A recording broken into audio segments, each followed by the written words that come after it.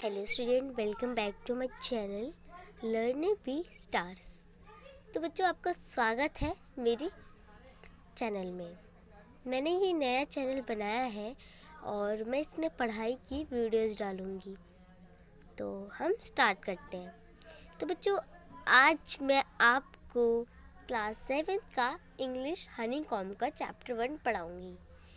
3 questions.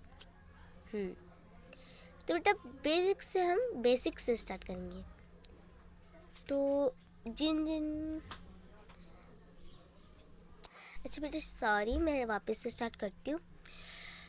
तो बेटा, कुछ बच्चों को पता ही होगा 3 का मतलब, और किन्हीं किन्हीं को पता होगा क्वेश्चंस का मतलब। तो मैं आपको ये अलग अलग फॉर्म में सिखाती हूँ। तो बेटा देखो, 3 का मतलब होता है 1 2 3, जो जैसे कि आप बेसिकली पढ़ते हो। एंड जो क्वेश्चंस का मतलब होता है आपसे कोई किया गया सवाल या किसी और से सवाल। तो बेटा बेसिकली सवाल का मतलब तो आप लोगों को पता होना चाहिए। आप 7th स्टैंडर्ड में आ चुके हो। तो देखो बेटा, जैसे कि सवाल का मतलब ये होता है, मैंने आपसे पूछा कि आपके पिता का नाम क्या है। What is your father name.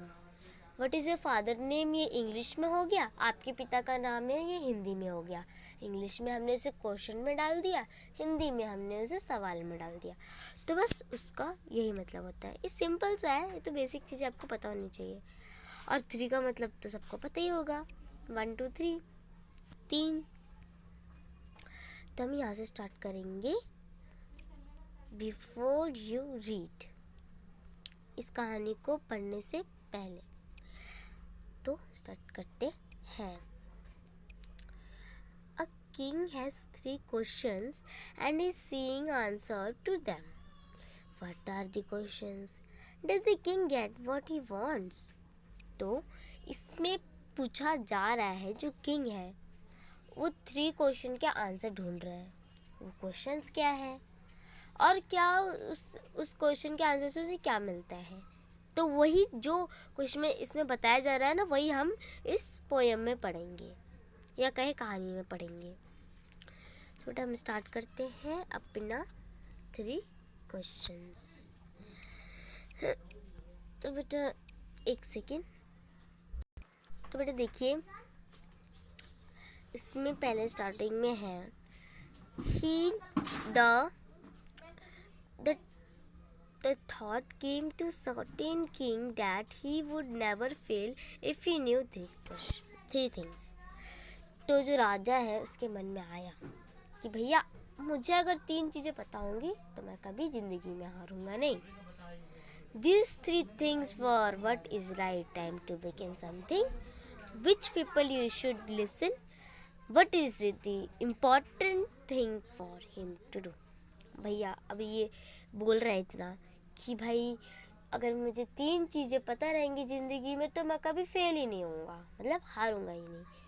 तो वो पहला क्वेश्चन क्या बोला उसने, जो उसे पता होना चाहिए, what is the right time to begin something. कुछ करने का सही वक्त, समय क्या है। Which people should he listen to, उसे किस इंसान की बातें माननी चाहिए। What is the most important thing for him to do, उसके लिए सबसे ज़्यादा ज़रूरत चीज़ कौन सी है करने के लिए। तो यह मैंने आपको बता दिया।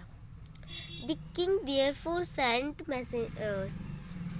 messengers thought his kingdom promise a large sum of money and। तो बेटा मैं आपको ये जो पूरा पैरा है, मैं आपको पूरा एक लाइन में समझा देती हूँ जिससे हमें टाइम ना लगे।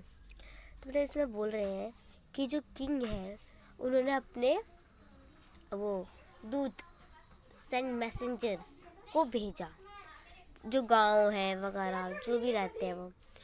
तो उन्होंने बोला, किंगडम में जाके बोला कि वो सबसे प्रॉमिस कर रहे हैं, जिन्होंने भी इस तीनों चीज़ों का आंसर दिया वो उन्हें पैसे देंगे, मनी देंगे या फिर कहे गिफ्ट देंगे। Wise man come to the king but they all answer. तो जो लोग हैं दूर दूर से आए, मतलब जिसको आता था आंसर उनको मतलब बताना, तो वो दूर दूर से आए, तो सबने ही अलग अलग आंसर दिए।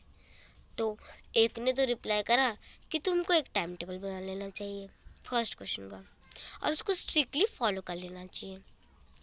और यहीं तक नहीं, और लोगों ने भी पता नहीं क्या क्या बोला, जैसे कि other said it impossible to do, ये हो ही नहीं सकता डिसाइड करने के लिए कि राइट टाइम क्या है कुछ करने का। जो किंग है वो नोटिस करता है सबका। Avoid foolish pleasure and always whatever seemed necessary at time yet he needed counsel। मतलब सबने ही मतलब अलग अलग आंसर दिए। जैसे किसी ने तो तुम्हें तो ये तो हो ही नहीं सकता कुछ सही काम करने का, और किसी ने बोला टाइम टेबल लगा लो, और किसी ने ऐसी ऐसी अलग अलग बोला। एंड मतलब यही है। फिर आगे बढ़ते हैं। अच्छा बेटा, आपको पता है काउंसिल का मतलब क्या होता है? जो एक ग्रुप होता है पीपल का, चूजन करने के लिए, कोई एडवाइस देने के लिए, रूल्स के लिए, वो रूल्स बनाती है। जैसे कि एक ग्रुप है पीपल्स का, वो एडवाइस में मिल के एक रूल बनाएगी, उसको काउंसिल बोलते हैं। But then other said that there were things which could be urgent, not decided. The council it is decided to write time something future magicians। मतलब किसी ने बोला तुम मैजिशियन रख लो अपने पास, वो तुम्हें बताता रहेगा।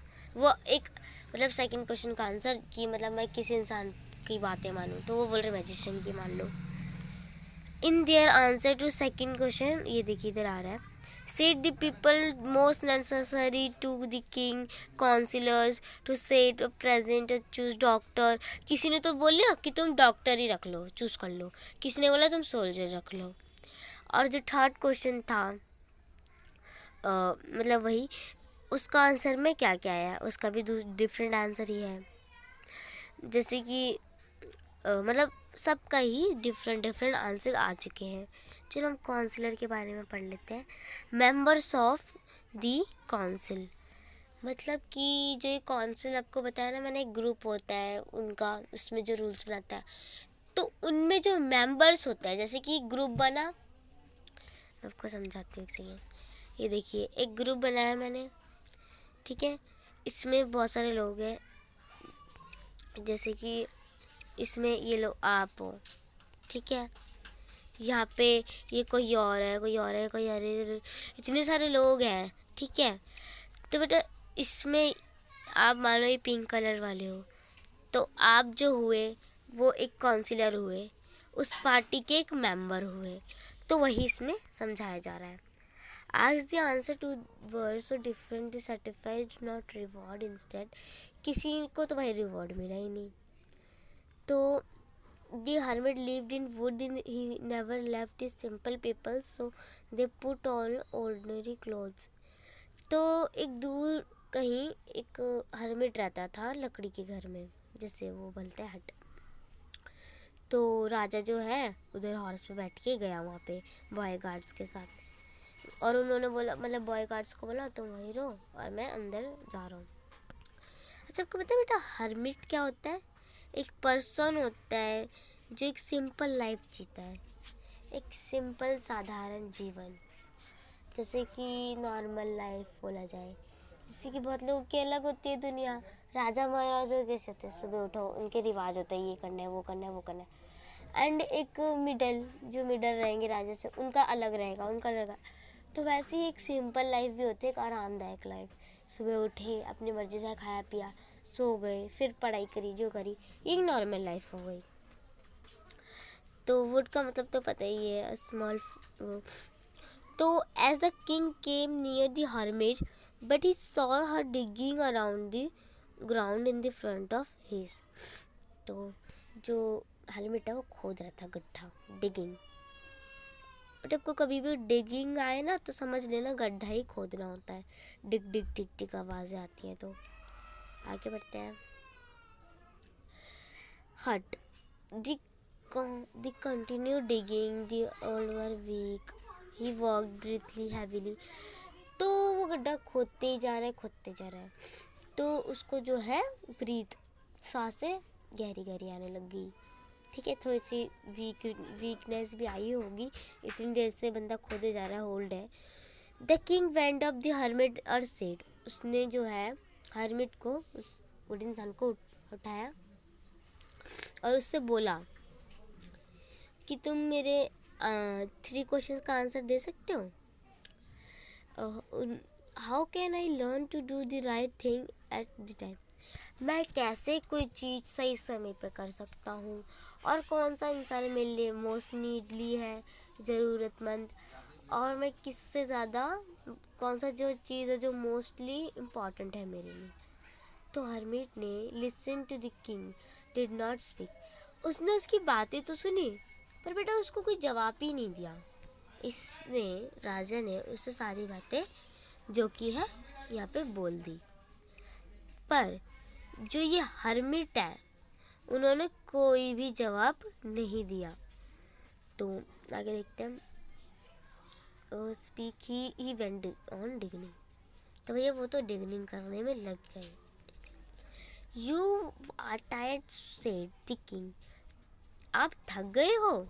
स्पेड इन योर प्लेस, आप बैठ जाइए। थैंक्स सेड द हर्मिट, उन्होंने बोला धन्यवाद।